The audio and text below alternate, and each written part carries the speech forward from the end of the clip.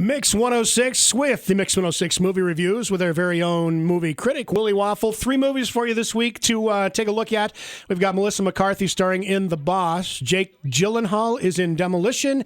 And a very strange, weird movie filmed 100% on a GoPro camera. It's called Hardcore Henry. Who thought it was a good idea to make a movie like a video game? Not me, that's for sure. No, and I think the problem with Hardcore Henry is that it's only the gimmick. Like, that's the only thing you really get out of it. Somebody said, people will go crazy. They didn't say people will go crazy. They said young men will go crazy for the opportunity to have an entire movie that's like they're in the middle of this video game, and we'll give them everything that they want. We'll give them nudity. We'll give them action. We'll give them graphic violence, and they'll just flock to the theaters. But they forgot to give them a movie. And that's the part that I think is kind of the catch here. Yeah. So you've got the idea that, it's this first-person perspective. You wake up, there's a sexy scientist babe who says she's your wife, and you were put together like some sort of bionic man, and then some albino Ben Affleck-looking dude shows up, and he kidnaps your wife, and now you're on the run. And the whole movie's just, let's show people what it looks like to fall from the sky. Let's show people what it's like to get hit by a car. Let's show people what it's like to jump onto a motorcycle. That's all it is. There's no real mystery here. There's no real plot here. They barely even make an attempt to deliver a plot. You do miss the part. You do miss the part, though, that every teenager probably has thought at one time, "Hey, I'm going to go get my phone, or I'm going to go get my GoPro, and I'm going to go make me a movie." And now they've proved that it's possible, even though there wasn't really a movie inside the movie. Right. It feels more like, kind of like those strap-on virtual reality deals now. Just put that on your head and try to live in this world. But it's shot in such a shaky manner that it's just hard to follow. I mean, it's a little nauseating. Well, it was not shot just because it's a bad movie. It was shot 100% with a GoPro. What the heck did they expect? I mean, $500 camera instead of a $50,000 camera. Yeah, I'm saying half a waffle. I was wondering what this was going to be. Yeah, that's pretty. Yeah, I think that's generous. It might be. Let's not encourage every Tom, Dick, and Billy Joe to go out and make a movie on their own. Let's leave this to the professionals. Yes, with talent. Otherwise we're going to be going to the movie and we're going to be watching slides of Mike and Nicole's vacation. Oh, God. Who wants to see that? Not even Mike and Nicole. Exactly. All right, let's get to what looks like a really funny movie because I absolutely love her. Melissa McCarthy starring in The Boss. Oh, I hope this one's good. Well, it's really good for about 2/3 of the movie. So she plays this boastful, egotistical, know-it-all corporate titan. She's kind of like Donald Trump with lady parts.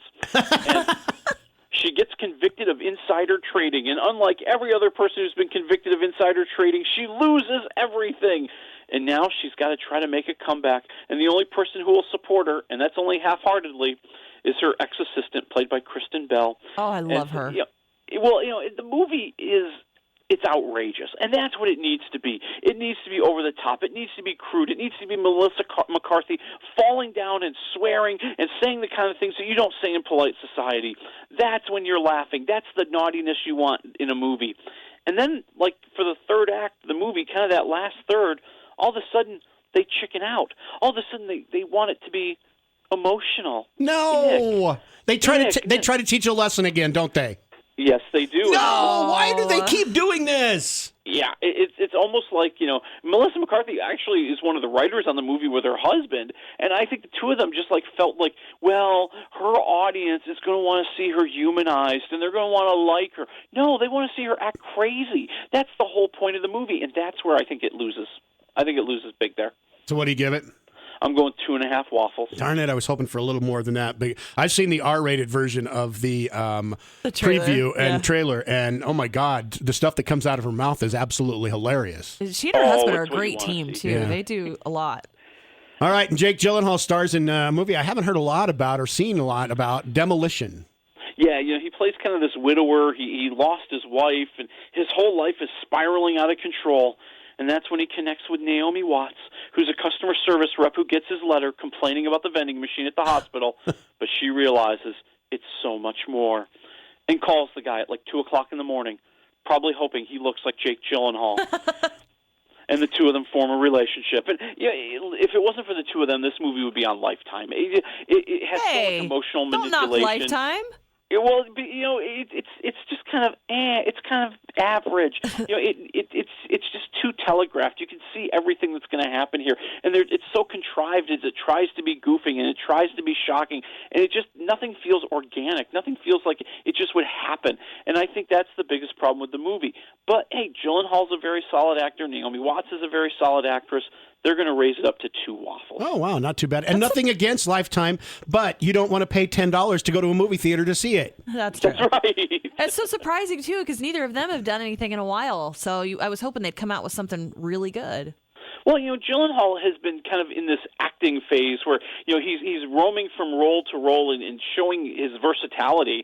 And, like he did this great movie a few years ago, Night Stalker, which was fantastic. Yeah. And I think that's where he seems to be going these days. He doesn't want to be the big action hero star. And I say that, and then probably tomorrow they'll announce like he's going to play The Flash or something. Well, the boxing movie that he was in, he was fantastic in. Yeah. All right, what do we have next week? Next week we are going to be talking about The Jungle Book. All right, I'll be interested to see what you think about that. It sure is getting a lot of hype. So we'll talk to you next week, Willie. Have yourself a great weekend. All right, you too, guys. Thank you.